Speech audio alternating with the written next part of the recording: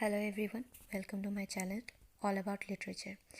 In my previous video, I have a request to make a video on Plato's view towards art.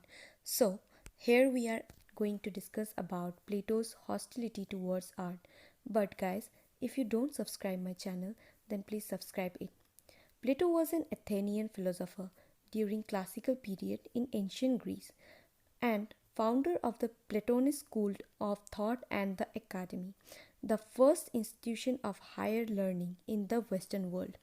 Some of his notable works are Ion, Republic, Symposium, Law, Sophist, Phaedrus.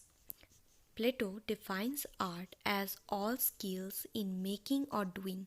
So, all art forms are included in his discussion, from tool making and carpentry to music, poetry, and dance. Plato believed that productive art was subdivided into production of actual objects and production of image. Images are then further divided into genuine likeness and apparent likeness.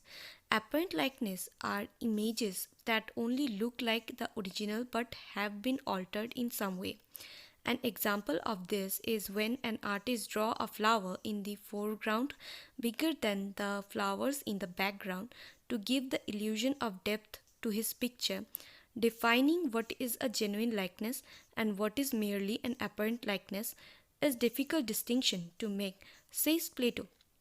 Since all imitation falls short of the original, with this in mind, Plato says that imitation is, in a sense, both true and untrue, has both being and non being. But Plato viewed art products of all kinds, whether poetry, theatre, or painting, as inferior copies of the ultimate reality. But it should be borne in mind that Plato's primary aim was not to evaluate the worth of the aesthetic pleasure, but to point out that representation through art was inferior to the ultimate truth. His concerns were not antisthetic but philosophical. Plato didn't like poetry. More than statements, he was a philosopher who had a deep understanding of the true nature of things.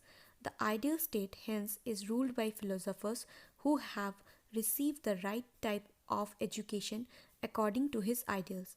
In this educational system, Plato maintained that there was no room for the teaching of poetry and drama, as these were neither healthy for the creation of a strong moral character needed in an administrator, nor did they provide any knowledge of the world.